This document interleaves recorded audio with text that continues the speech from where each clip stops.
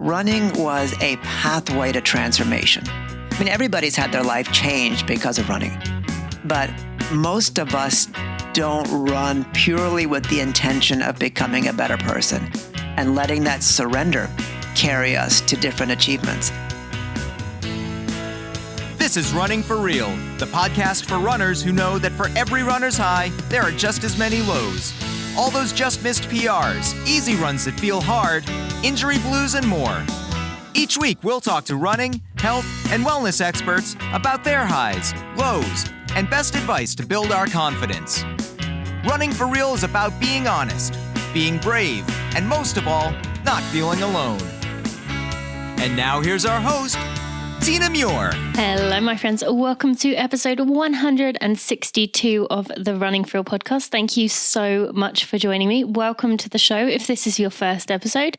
And if you've been here for 162, thank you for being loyal and for listening. And if you're somewhere along the way catching up on previous episodes, I appreciate you going back. There is plenty of good episodes out there. And I look forward to hearing which ones are your favorite.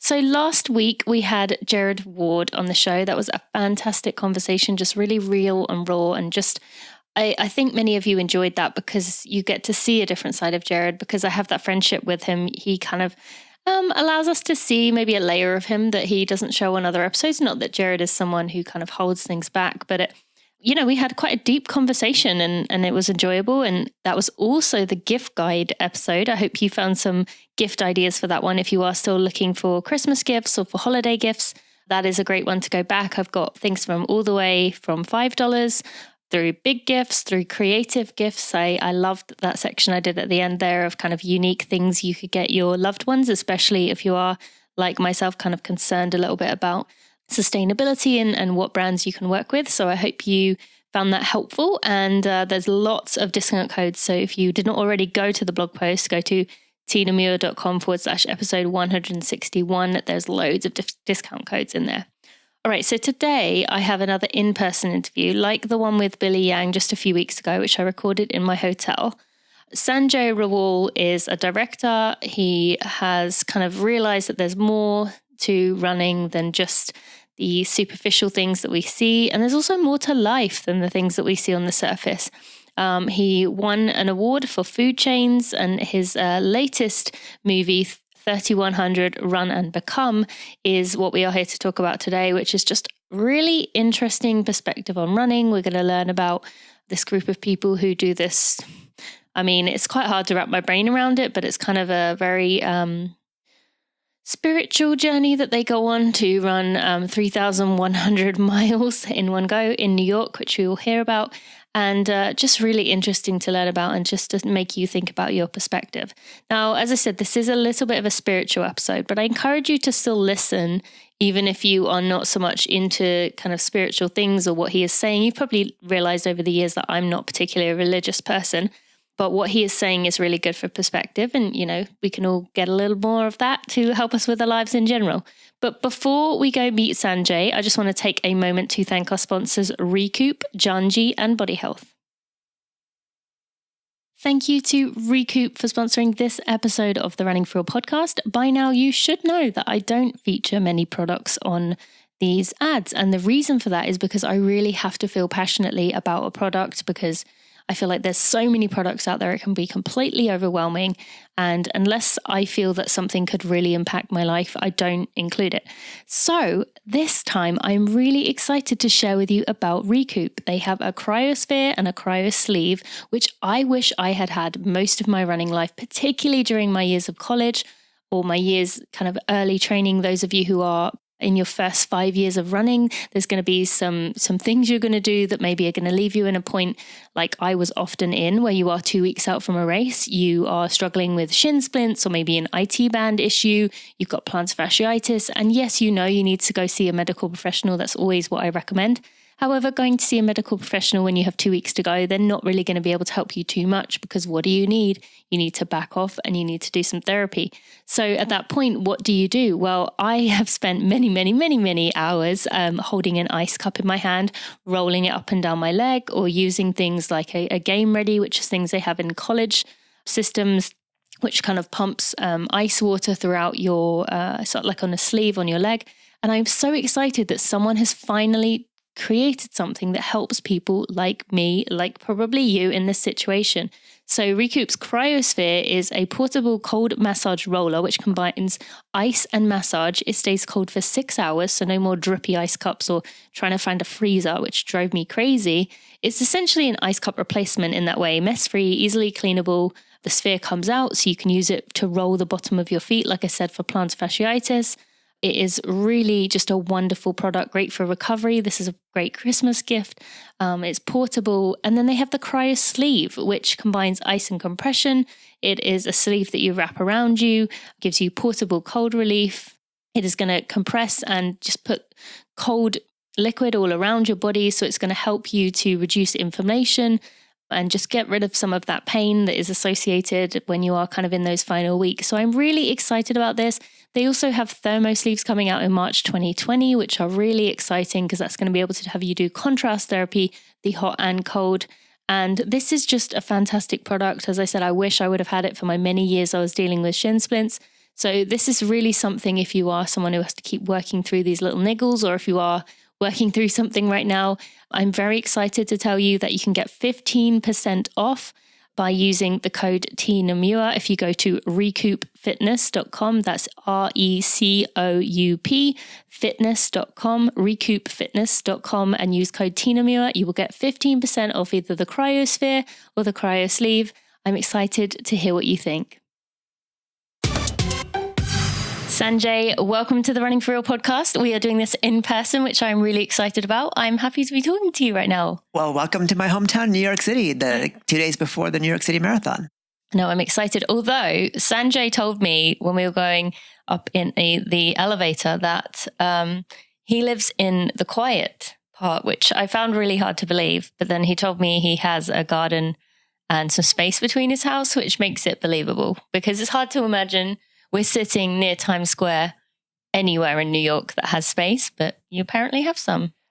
People don't realize that New York City has trees. And the vast majority of trees are in the borough of Queens. Yes. So I've got parks, I've got roads, I've got trails to run on. Mm-hmm. It's not unbelievable. It's not like being in Boulder or Flagstaff, but it's pretty good.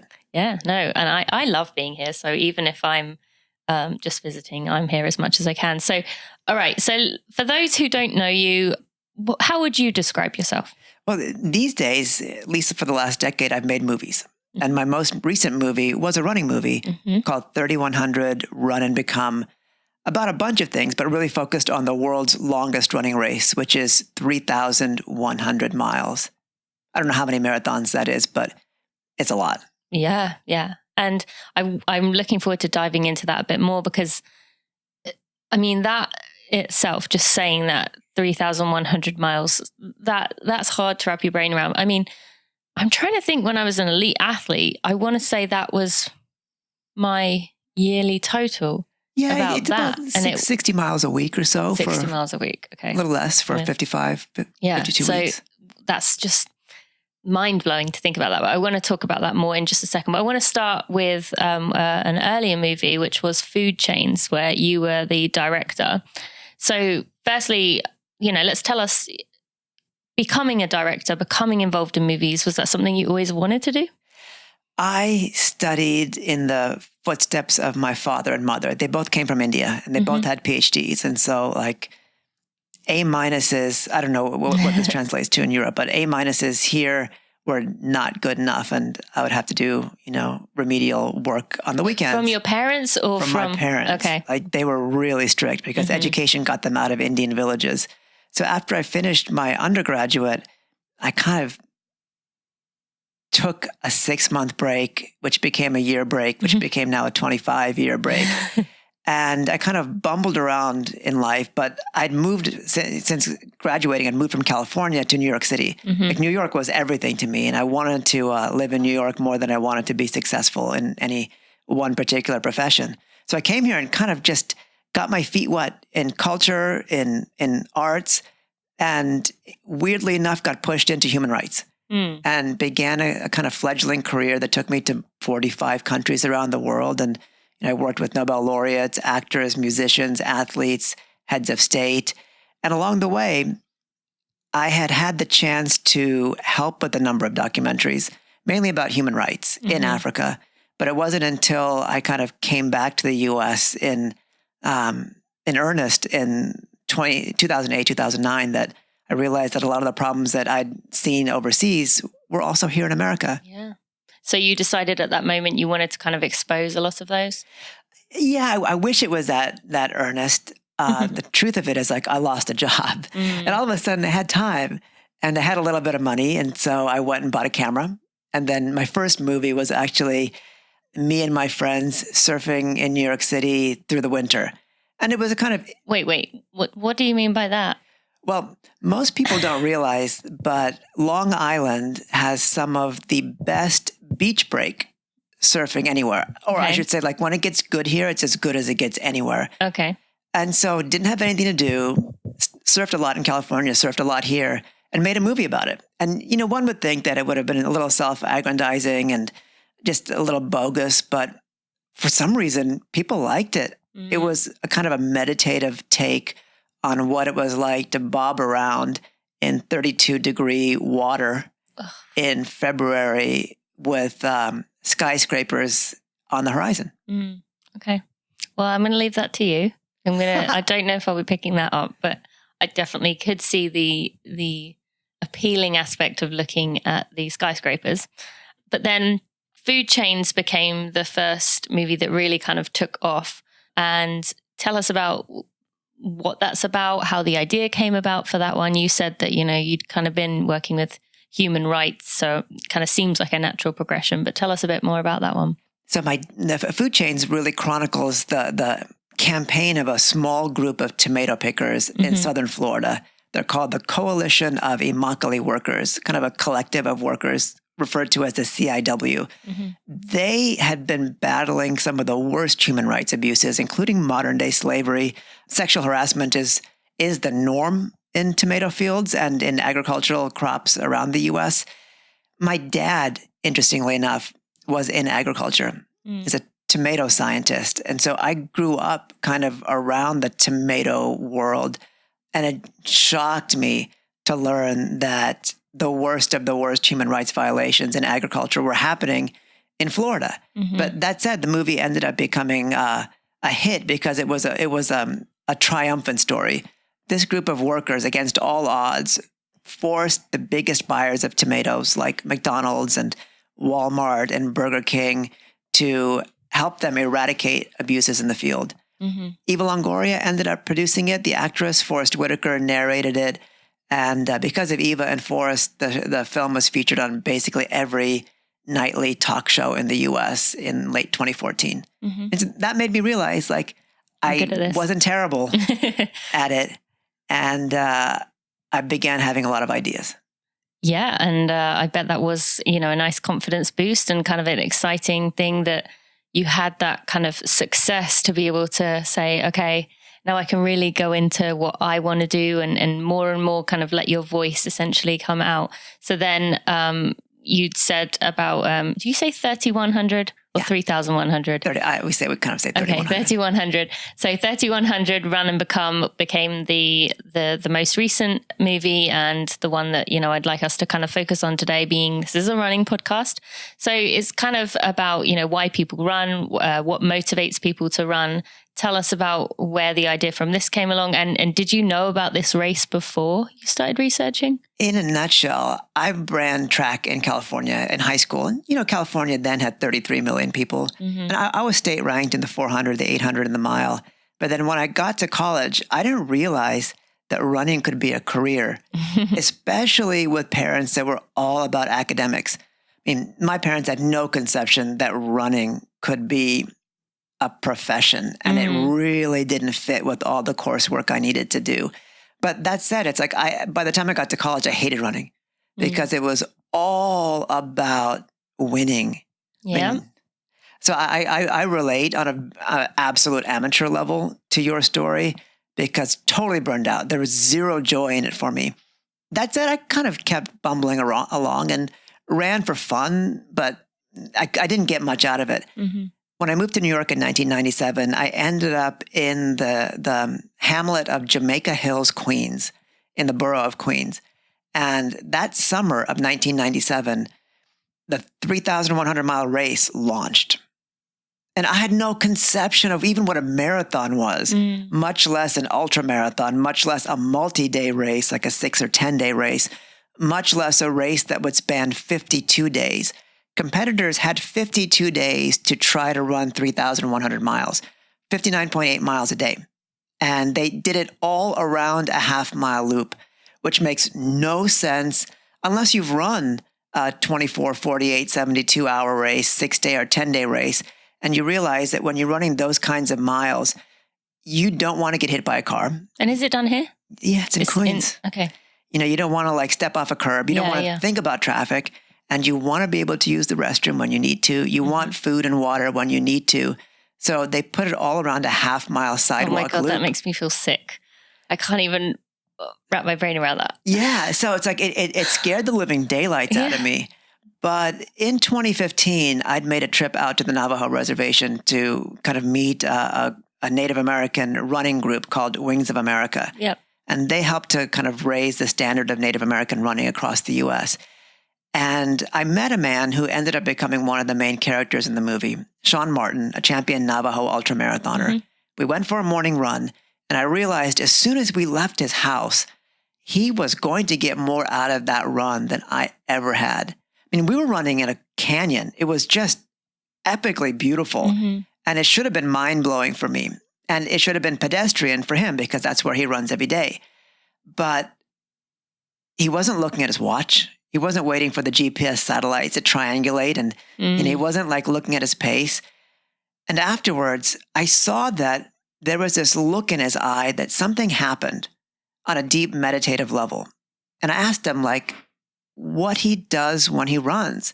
And he said, look, the Navajo believe that when you run, your feet are praying to Mother Earth. You're breathing in Father Sky. You're asking them for their blessings, and you're showing them that you're willing to work for those blessings. Running was a pathway to transformation. I mean, everybody's had their life changed because of running. But most of us don't run purely with the intention of becoming a better person and letting that surrender carry us to different achievements. And I realized, this is in 2015, that that's what was missing from running since I started in 1989. And so that was a kind of spark for 3100 Run and Become. It features Sean.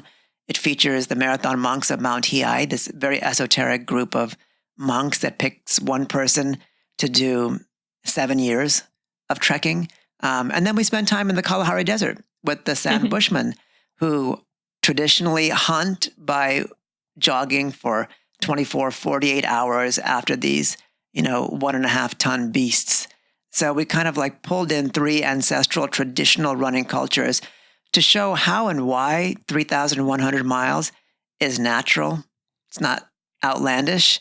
And it's only possible if people approach it with a spiritual goal, because the miles are too much. Oh yeah, well, especially like you said, doing it around a half-mile track. I mean, that in the summer, where it can be 38, 40 Celsius, 101, 102 degrees for a week or two at a stretch. So you mentioned about how that moment of running with him was transformational for you. But you said when he started the run, you noticed that he was going to get more out of it than you. But you said you saw the look in his eye after the run. What was it at the start of the run that made it? Did you two talk along the way, or? We did, and this is particular to the Navajo culture and some Southwestern cultures. The Navajo start their morning runs to the east to greet the rising sun. Okay. And so as soon as he started, he had the intention of greeting the rising sun.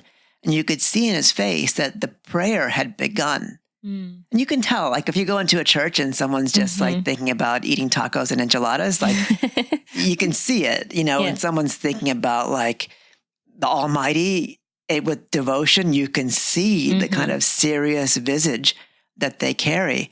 And so Sean's eyes were focused on the horizon, and it's his breathing was deep and it was meaningful. It was like what people experience when they meditate or when they even do yoga. Like he had that approach to it. And I realized like running for me was a way to hopefully by the end, rein in my thoughts.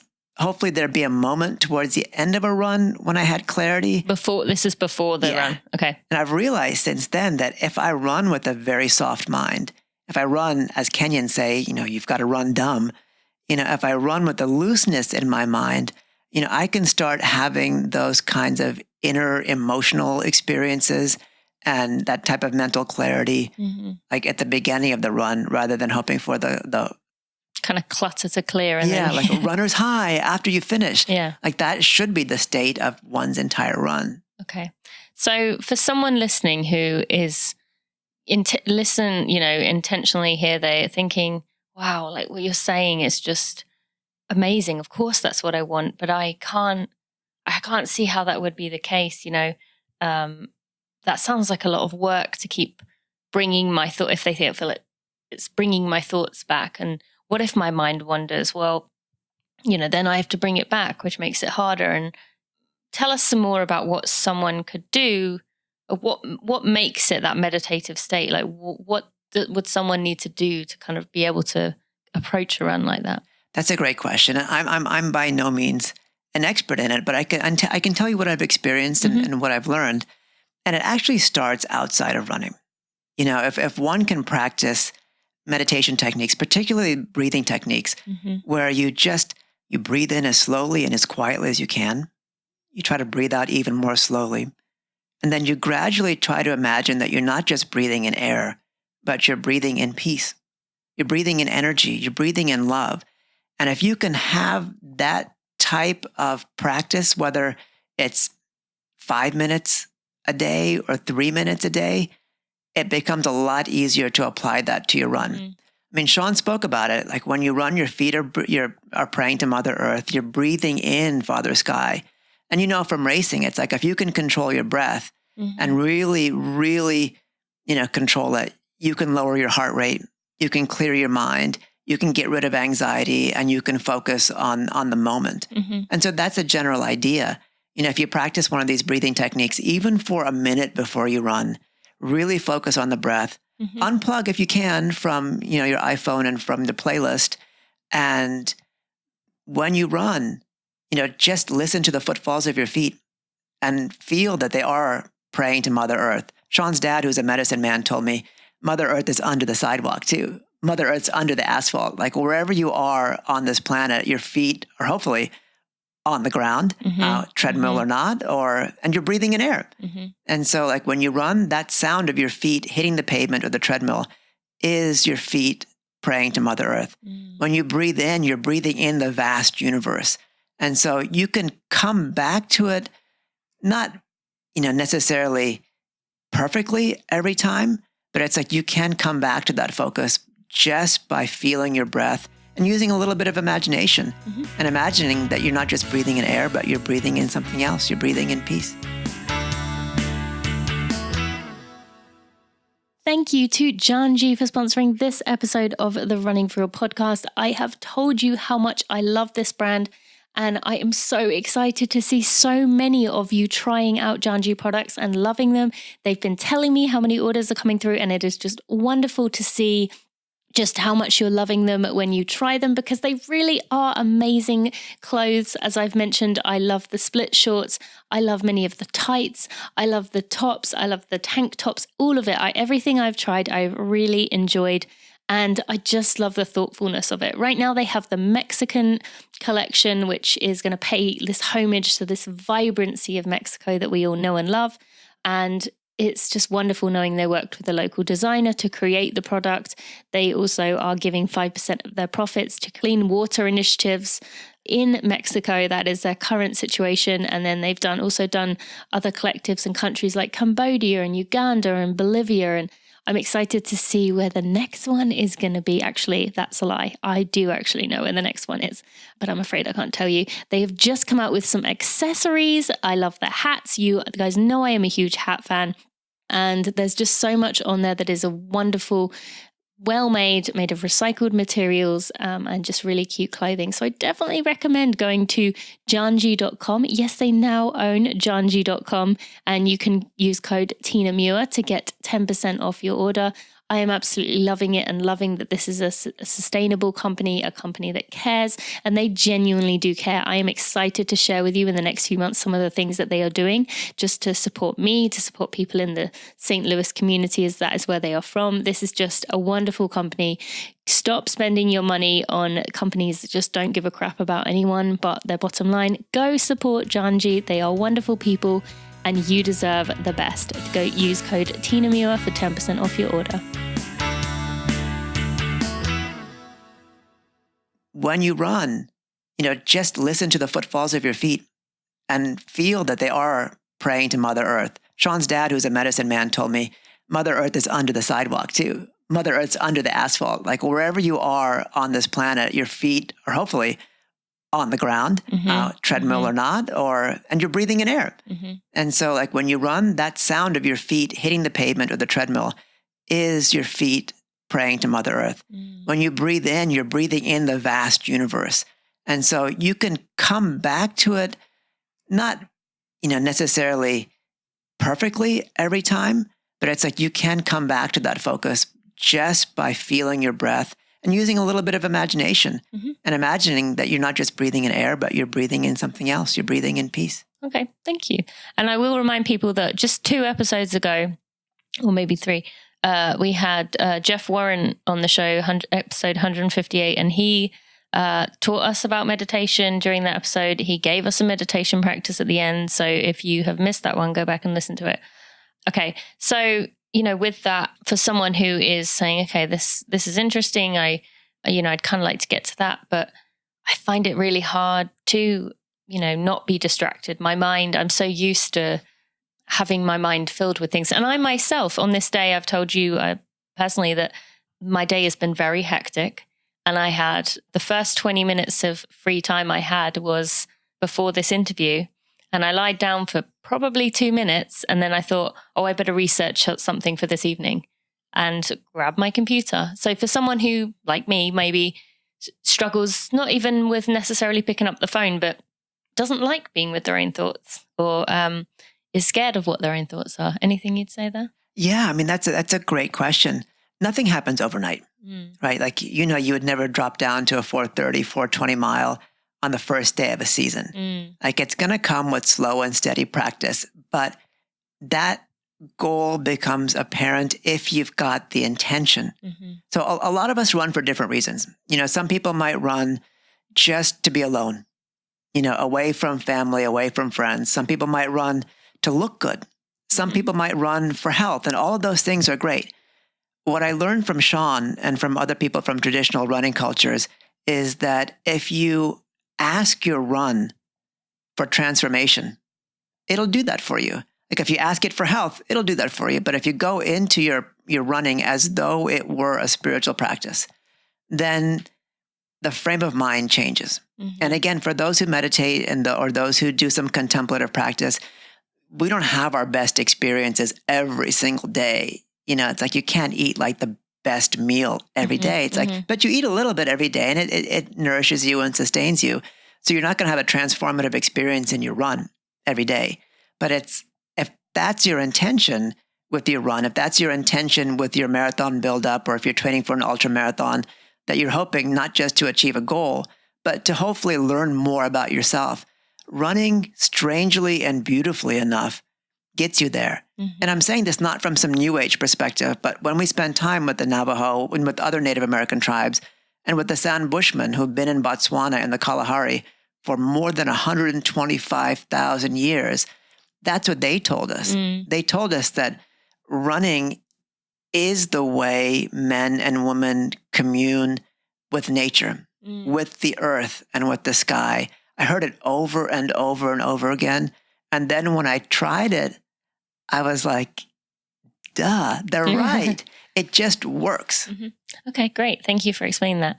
So you have really come a long way with your running, because you mentioned at the beginning that your running was originally about kind of achieving and about doing things for yourself, and kind of it had a finish in an end point. And a lot of runners listening are probably thinking, that sounds all well and good, but I have goals. I have things I want to go get, which you don't believe is necessarily two different paths. And before this had always thought you either choose the competitive route, or like I'm in right now, or you choose the kind of joy route, which is just doing it, for yourself, for other reasons.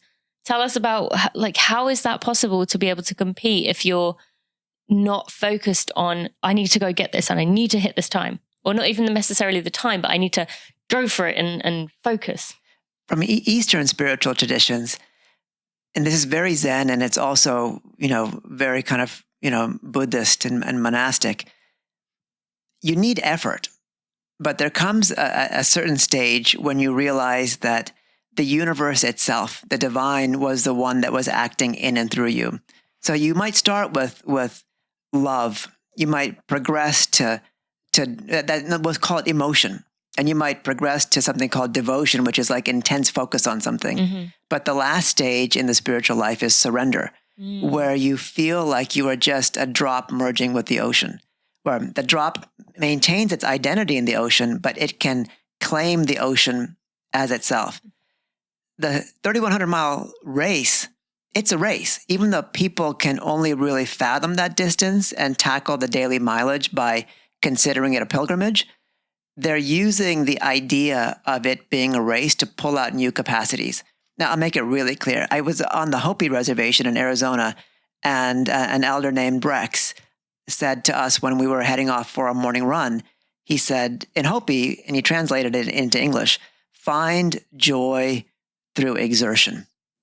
And I realized I'd never, ever found joy in the exertion of running. It's like when you push yourself, that's not supposed to be an experience of ecstasy. Yet, when you read about some of like the world's best, and you probably had this experience too, like and when setting a PB or like breaking a world record or like getting a gold medal, people have described like moments of incredible calm. Like flow. And Billy Mills described it in his 10,000 meter gold medal win in 1964 at the Tokyo Olympics. He wasn't even supposed to be in that race, and nobody would have ever predicted that he would win. I mean, he was a nobody from the Lakota tribe in South Dakota in the U.S. But he said with the 100 meters to go, he felt the power of all of his ancestors who'd been running from time immemorial. And if you watch that race on YouTube, he catches the world's best while they are kicking. He outkicks them from way behind, and he crossed the finish line first. I mean, that was a transcendent experience for him. So the idea of achieving these transcendent states through sports, it's not unusual, but the question is, can we get there by virtue of practice? Does it have to be random? Can it be something that we train for? I mean, you see with folks like Kipchoge, it's like faith is an important part of his training. It's an important part of his racing. I mean, even if you don't equate it to faith in God, the idea that you've got faith in the unlimited, and you've got faith in this idea that human beings are unlimited, that's as pure of a spiritual thought as there is. And so it's that training and that kind of setup and learning that when you get into those moments of pain or exertion in training, can you find joy in that? And it's a struggle too. It really is. But it sets you up for racing, whether you're running a 32-minute 10K or a 42-minute 10K or a 52-minute 10K. You learn that when you push that hard in a race, you're getting access to capacities that you don't normally have access to. And it's a privilege. And you can actually enjoy the flow of those, new realities. So is that kind of where someone who maybe has a big goal could kind of start? Because if they, they really want to run their best, they want to see what they are capable of, reach their, potential. If you can find the joy in those hard moments, then maybe that can kind of remind you of what you're talking about today with, okay, this can be like a pleasant experience, which means my easy runs can also be a pleasant experience because that gives me the time and the mental space, I guess, to appreciate what's around me and kind of take in what's around me. Would you say that starting with the hard runs is a good starting point, or should someone still start with kind of the easy runs and trying to get that transcendence? I use the example of Sean. He's a champion ultramarathoner, and he's set course records for 50Ks that have sometimes been greater than an hour faster than previous marks. And for him, and getting to know him, it's his understanding of where one can draw power. Most of us feel like calories are the source of power. But we all know that there comes a stage in a distance run where calories are no longer coming from glycogen. They're coming from ketosis.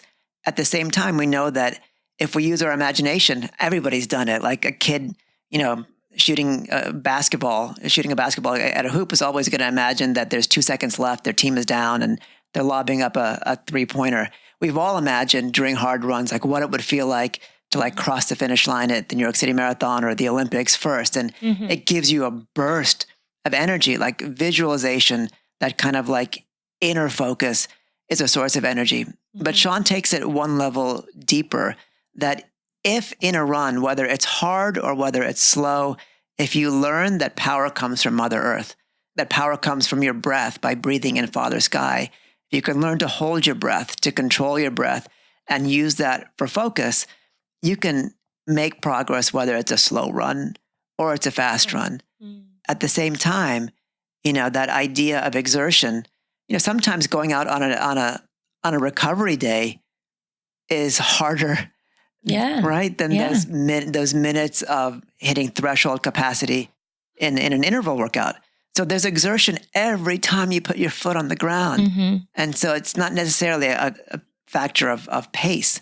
It's a state of mind. And on those tough days, can you find a way to find joy in that? Okay. And if someone listening is thinking, I get what you're saying, I hear this probably is where I want to end up, but I just can't wrap my brain around it. Like every run I'm doing, I'm just focusing on just surviving, getting through, I just have to get it done. I mean, maybe that is a case of where you look at the why, and maybe the why is, like you said, calories, which is only going to be able to motivate you and keep you going for so long. What are some other resources? I mean, obviously people can watch the movie and we'll get more information on how they can find it there. But what are some other resources or things that you would suggest kind of looking into or reading about if someone is interested in learning more? But right now, what you're saying just sounds so far. If you'd have mentioned this to me towards the end of my elite career, I would have been like, yeah, that doesn't work with running. So where would people go? I hear you. The founder of the 3,100 mile race was actually an Indian spiritual teacher named Sri Chinmoy, Chinmoy. And he wrote a book called Sports and Meditation, which really breaks down some of these techniques. Carl Lewis was one of his students from 1983, so pre-4 gold medal in LA. And Carl really followed this idea of trying to find happiness and calm through some of the most physically exerting, explosive events on the planet, the 100-meter dash and the long jump, where it's all focus and power. And those moments are sometimes a fraction of a second, sometimes 9.87 seconds. Most of us have a hard time focusing for 9.87 seconds in a 10-mile run. But he had to be all there. And it shows that some of these lofty goals are possible. And that book really gives people a pathway on how to get there. Okay. And tell us about Sri, because he's a big inspiration for you. And you recently put up a photo of Kipchoge holding a peace torch of his. So tell us a bit about him and why he would be important to Kipchoge as well. So I even as I ran away from running in college, I actually moved to New York City to study with him. I didn't want to go to graduate school, but I considered, that going to study with an Indian meditation master might be an equivalent of a graduate program. I didn't realize that Sri Chinmoy was at the heart of the running boom here in New York in the 70s. He was very good friends with Fred Lebo, the president of the New York City Roadrunners Club, and the founder of the 5-borough run. By 1983 or so, marathoning, thanks to Fred, had become largely not counterculture. And a lot of folks that had started running these marathons, wanted longer distances. And Fred knew it. So Fred and Sri Chinmoy put on a 6-day race in Flushing Meadow Park near the U.S. Tennis Center where the U.S. Open is held in Queens. There were these 6-day races held in Madison Square Garden, New York City's most famous arena, in the late 1800s. And it was the first opportunity for ordinary Americans to make a lifetime's worth of wealth through sports. People would bet on who could walk, jog, or run the most miles in 6 days. And there was no doping, so it wasn't illegal. So people were taking methamphetamines and people were doing 586, 590 miles, almost 100 miles a day for 6 days. And the winners in New York on a 1/4-mile loop, running and jogging 24 hours a day. Oh. So Fred and Sri Chinmoy put this on in Flushing Meadow Park. And it began this new, and there were other 6-day races in the U.S., but it really began this modern focus for transcendence, for more and more miles. The 6-day became a 10-day. The 10-day became a 1,000-mile race. The 1,000-mile became a 1,300-mile race. And by 1997, it became the 3,100-mile race. So Sri Chinmoy approached running from the idea of breaking apart our limitations on capacity. And he had a lot of friends and acquaintances who ran. Name an Olympic caliber marathoner in the 70s or 80s, and likely they'd spent time with Sri Chinmoy. Everyone from Frank Shorter and Bill Rogers to Mickey Gorman, the first American woman to win the New York City Marathon. Shalane Flanagan, a couple of years ago, was the second American woman to win New York City. But Paul Radcliffe, spent time with Sri Chinmoy in the early 2000s. Sri Chinmoy also had this activity called the Peace Run, which is kind of an Olympic-style torch relay, but one for kids. And it passes through hundreds of countries every couple of years. And one time in 2008, it was passing through Kenya, through Iten, through the training camps of these elite runners. And a 19-year-old Eliud Kipchoge, held the peace torch and ran with it.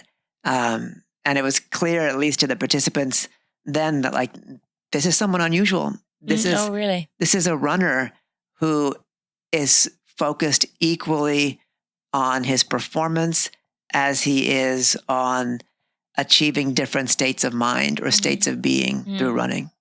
So does any part of you, from what you've learned and maybe, well, I'm guessing the people who are able to put this into practice are wonderful people that aren't judgmental and in that mental state where they can just say they're doing the best they can, they're living their life the way that feels right to them or something of the like. But does any part of you being able to kind of see both sides think that most of us in these Western cultures totally take running for granted and are missing out on so much of it? Yes and no. I mean, in the East, the idea of physical fitness and spirituality has been lost. I mean, India's greatest epic, which some people might know about, is called the Bhagavad Gita. It's a conversation between Krishna and the great warrior Arjuna about the deepest philosophies of life. And it takes place on the precipice of a great battle. The book starts with the warrior Arjuna telling his charioteer, who's his teacher, I don't want to go into this battle because the opposing force, they're all my cousins. And Krishna has to talk him through the difference between spirituality and morality. And they get into some of the deepest universal truths, things that are still practiced. But they were warriors. And one wouldn't think of a meditator as someone strong and someone physically fit. But even the Buddha, walked up and down India for the last 70 years of his life, spreading his own message of love and light by foot. And so we see in the West this embrace of the dynamism of life in a way that the East is just beginning to kind of rejuvenate. So I would say, believing myself in reincarnation and not really knowing, what race I might have been in a past incarnation, and not judging people based necessarily on their nationality or their creed even. There's a lot to discover in running, and it's great that it's more popular now than it may have ever been since the days before we knew how to farm. Mm-hmm. So we're at the biggest running boom perhaps in more than 10,000 years. Yeah. Well, and I think, as you mentioned earlier, the kind of stages, I can't remember what you called them, the stages of, but I think most runners kind of do go through that transition of maybe starting to lose weight, to meet people, because they're inspired. So it's kind of more of a surface level thing. And then they get into the love of it, like realizing, wow, there's so much more to this than just the surface things. And then they get into the, wow, I really want something. I'm really committed. And then we go too far. And, you and I have both been there, too committed, too uncomfortable, and the joy starts to get sucked away. And then if you continue with it, which I like to think I'm getting there, you get to the kind of next level, which is going back to that joy, but with everything you've learned along the way as well. So you're not making the new runner mistakes. You're able to look back at it with kind of a wise, mature attitude. And so maybe, like you said, the more runners, the better, essentially, because everyone slowly kind of works their way through that section, even if it's just kind of you're forced into the last section because of age, kind of making you realize, okay, well, I can no longer actually run what I used to run before. So I kind of have to let that go and find something else. Do you kind of see that as the case as well? I do on one side, and I'm speaking as an amateur runner. I'm 45, mm-hmm. and I think I can actually do better times in half marathons and above than I ever have. Like I've been close, but I've never broken 2:30 in a marathon. Mm-hmm. And that's my goal for next year. It's like I'm building up. I realized that for the first time in my life, I've realized that the season isn't 4 months, 6 months, 8 months, 10 months. Mm-hmm. Like the season for me to get to where I want to go is 7 years, 6 years, 5 years. And for the first time in my life, I'm running with patience. Thank you to my dear friends at Body Health for sponsoring this episode of the Running For Real podcast. I love their Perfect Amino tablets. In case I haven't made it really obvious, I use it for recovery, I use it for strength, I use it for endurance. Perfect Amino is just the perfect thing, as that word seems so right to match up, the perfect thing to use during my training. Now, you probably know that amino acids are the building blocks of proteins, and Perfect Amino contains the 8 essential amino acids that the body needs to support and maintain its systems. The essential amino acids in this Perfect Amino are in the exact proportions we need for maximum utilization by the body. Now, we all know protein is important. We aren't all the best at getting it in. I'm very guilty of that on this part. So we can get protein in food, but we're obviously not that good at it in many of our situations, mine especially. But your body also has to make some waste that the body has to get rid of when it is using that protein. And Body Health Perfect Amino is just made in a way that your body can just digest it, absorb it, use it, and it really is just a wonderful product. I've been using it for many years. I used it in my training years when I was training as an elite. I really found it made a massive difference in my recovery during heavy bouts of training. I used it when I was pregnant for the first time and this time. And I also used it during nursing because it helps with recovery and helps your body repair itself after the trauma of giving birth. It is very quickly absorbed. It is just made in a way that your body can, like I said, it can utilize 99% of Perfect Amino and those amino acids.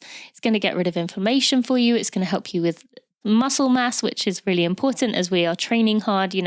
We are breaking those muscles down constantly and then repairing them. It's just a wonderful product. And if you have not already tried it, you can get 10% off your order by going to bodyhealth.com and using code TinaMuir10. You can also go to tinamuir.com/aminos. That's TINAMUIR.com/aminos. And that will put you through to my page, which has all the information you need, has that code already put in there. So it makes it nice and easy for you. There's a reason that I keep talking about Body Health over and over again. I believe in this product and I believe how much it can help you. I see how much it helps you, those of you who use it. So go check it out, get 10% off your entire order. by going to tinamuir.com/aminos. I've been close, but I've never broken 2:30 in a marathon. And that's my goal for next year. It's like I'm building up. I realized that for the first time in my life, I've realized that the season isn't 4 months, 6 months, 8 months, 10 months. Like the season for me to get to where I want to go is 7 years, 6 years, 5 years. And for the first time in my life, I'm running with patience. And I think that all things are possible. I'm not going to be able to run a sub 50-second 400. I'm not going to be able to run a great 800, but I feel like I barely scratched the surface of my potential. And I feel like the idea of wisdom is saving me now. It's like in the past, like my hard runs had to be hard. And it's like it could take you 2, 3, 5, 7 days to recover from a workout. Yeah. And I was trying to do those once, twice, sometimes 3 times a week. Yep. And then you get injured, especially if you're an amateur and you don't have a coach. It's like, and PT and knowledge of the space, you get injured and then you can't run for like 6 months, 8 months. And now I realized it's like, there's a lot in my heart and there's a lot I can enjoy. And it's back to that same idea. Can I find joy even on the days when I don't want to run, when I don't want to get out there, and I ask myself, why? Am I judging myself? Do I think that like why you don't want to get out there? Yeah. Sometimes, if people like me use Strava or some type of mile counting app, you go like, my last 5 runs were at this pace, today's run, there's no way I'm going to be able to break this many minutes per mile. And right off the start, you're defeated. But then I go like, I'll keep my watch on, but let me totally decouple my sense of self from these expectations. And it's the idea that, most of us have a moment on every single run. And it could be a split second where we're happy. And the message of the movie and of the characters in the movie is that split second of joy can be the reality for 5% of your run, 10, 15, 20, 25, 80, 90, 95% of your run, if that's your intention and if that's the way you approach the run. So like you said, it's not just, I need to learn this breathing technique. It's not just, oh my God, I can't control my mind. It's like 50 different things that all add a penny. And if one thing's not working, another thing will. Well, thank you. That's a great way of explaining it. And again, that book you mentioned, remind me again of what it was. Sports and Meditation. Sports and Meditation. So if you want to kind of learn a bit more about this, you can go read that. So 3100 Run and Become, what was the goal with it? And have you, in terms of, did you want to bring more runners into the industry? And so what was your goal?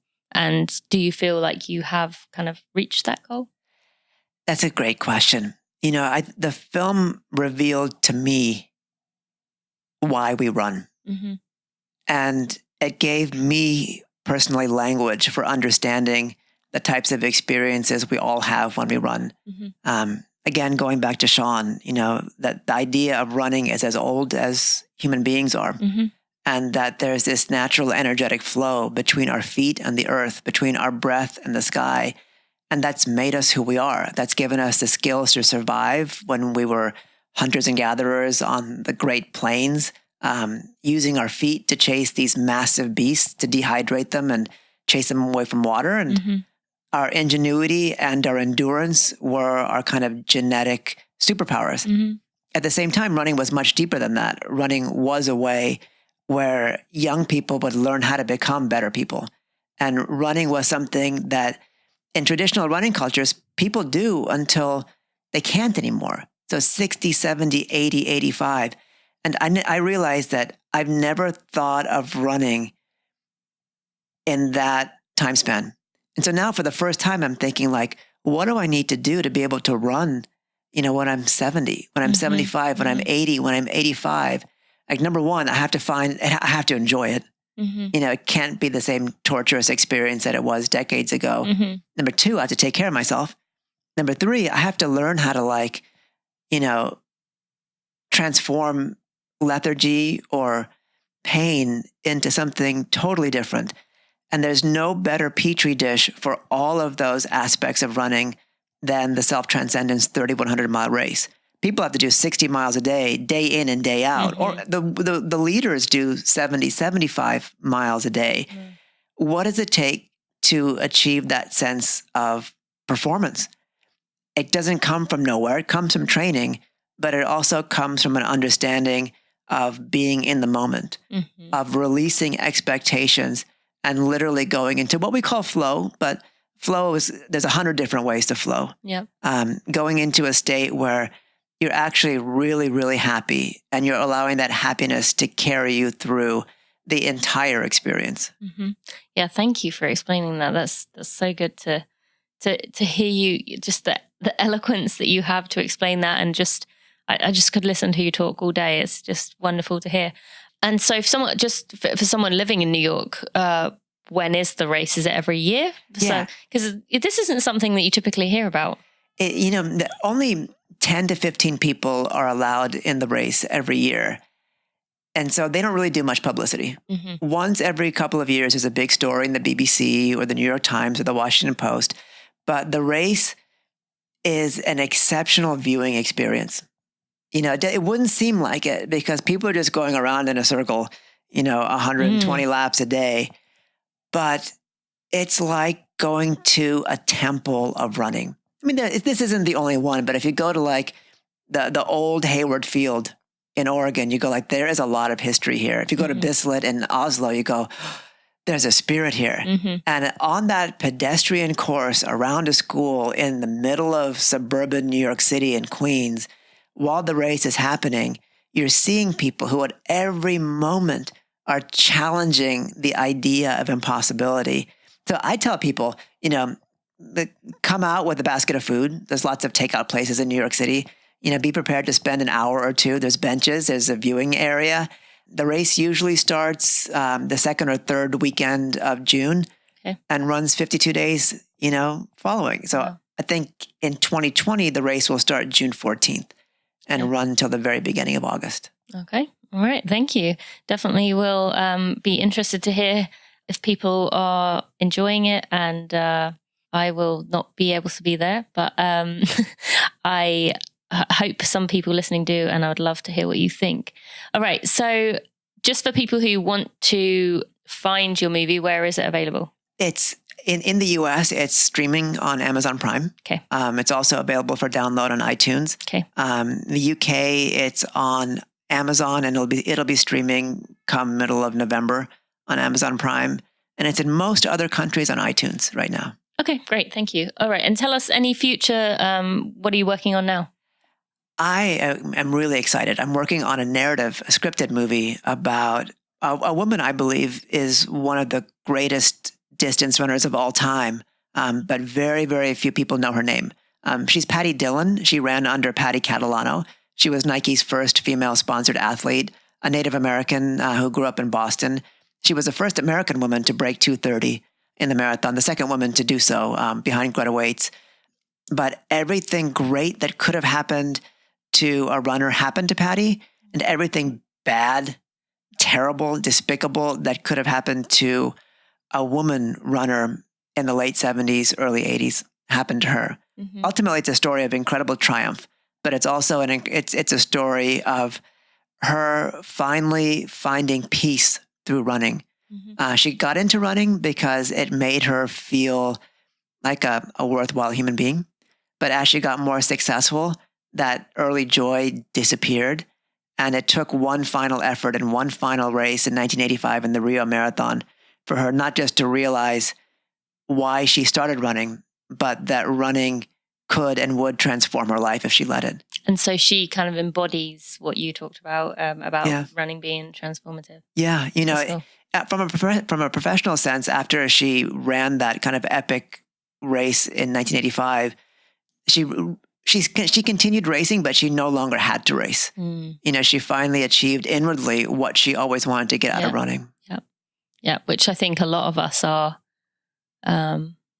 It is that kind of sense of self-worth that kind of does keep you going because you never feel like you've done enough. And there's always kind of going to be striving for more. And I think that kind of never-ending kind of appreciation is actually so detrimental to so many of us because we don't reach that transformative state where you are just appreciating what running has given you. Instead, you kind of get stuck in a state of like, if I can only achieve this, then I'll be happy. If I can only achieve that. So definitely look forward to hearing more about this, to kind of learn to see the other side, because it's always great to see people who are able to achieve that.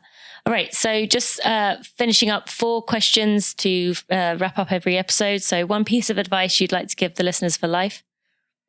Don't be too hard on yourself. I love that. That's good advice, because something we definitely do is just what I was talking about there. All right. One person to follow on social media and why? Kate Grace, Fast Kate, 800-meter runner. She's brilliant, and some of that leaks out onto her social media platform. Some of that leaks out. People are so manicured, especially big sponsored athletes. Okay. But every once in a while, something leaks out. She went to Yale. She reads a lot, and it's like she gives great recommendations. Okay, cool. Thank you so much. And what about a running for real moment? A running for real moment. I was with a group of Native American kids.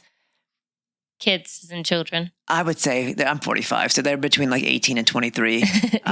From New Mexico, from the Zuni Reservation in Arizona, from the Navajo Reservation starting in Flagstaff, and the Ute Reservation in Colorado, as well as the Hopi Reservation in Arizona. Those tribes all originated ages ago at Bears Ears National Monument in the southeastern corner of Utah.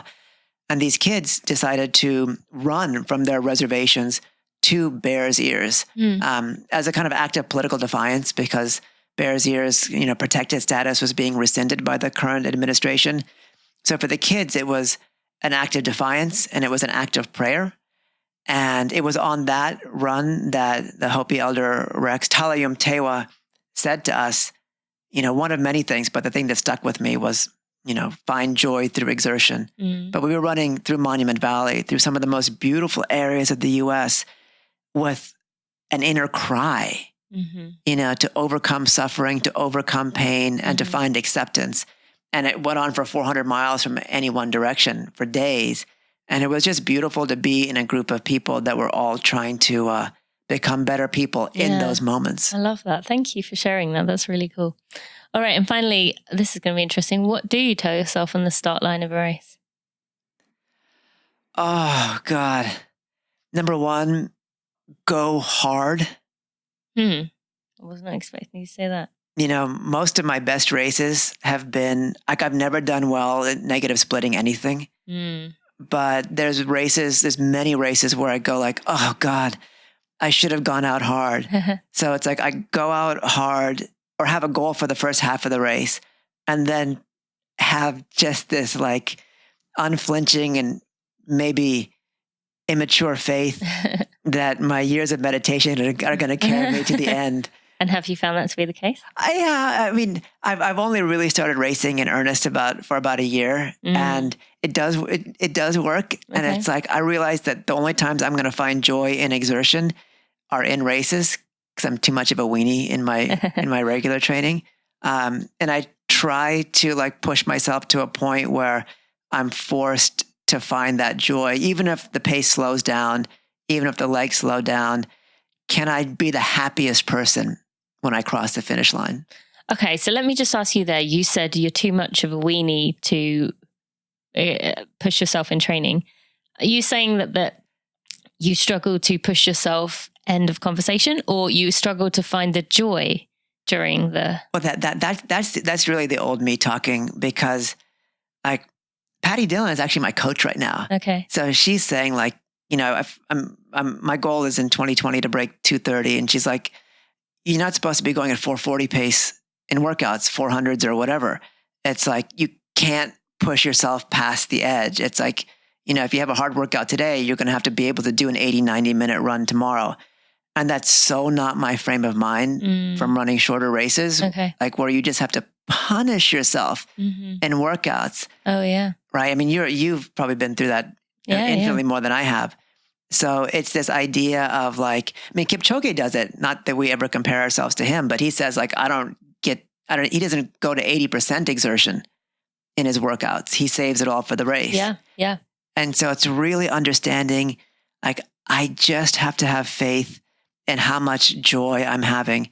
Like some weeks it'll be 80 miles, some weeks it'll be 90 miles, but I've stopped measuring daily workouts except for intervals based on mileage. Mm-hmm. It's just time. Yep. 80-minute run, 90-minute run. Absolutely. I'm going to be happy. And it's like that happiness is going to help me in a race much more than I could ever imagine that it possibly would. Okay. All right. Thank you.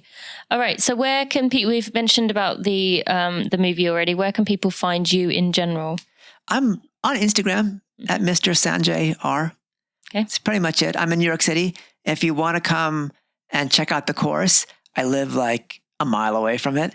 So there's been, an unusual number of people who've on their stopovers at JFK have hopped in a 10-minute cab ride and gone to the course. And 1 in 10 I meet there and, kind of hang out. All right. So send you a message. Okay. Yeah. Send me a message. It'll be fun. All right. Well, thank you so much for sharing, your story with us, for sharing other people's stories with us and just kind of enlightening us. I really appreciate you and all that you're doing. Well, I didn't want to be a fanboy, but I'm a huge fan of yours. Thank you very much for this chance. Thank you. My friends, if you have a minute and you could leave a review on your favorite podcast player, Apple Podcasts, iTunes, Stitcher, Overcast, Pocket Cast, Spotify, or whatever else podcast player you use to listen to this podcast, or if you would subscribe to this podcast, you will help me get out in front of new runners to make our tribe even bigger and even better. It might not seem like you as one person can make a difference, but really it helps a lot. And it shows me you appreciate the hard work I put in for those. Thank you so much.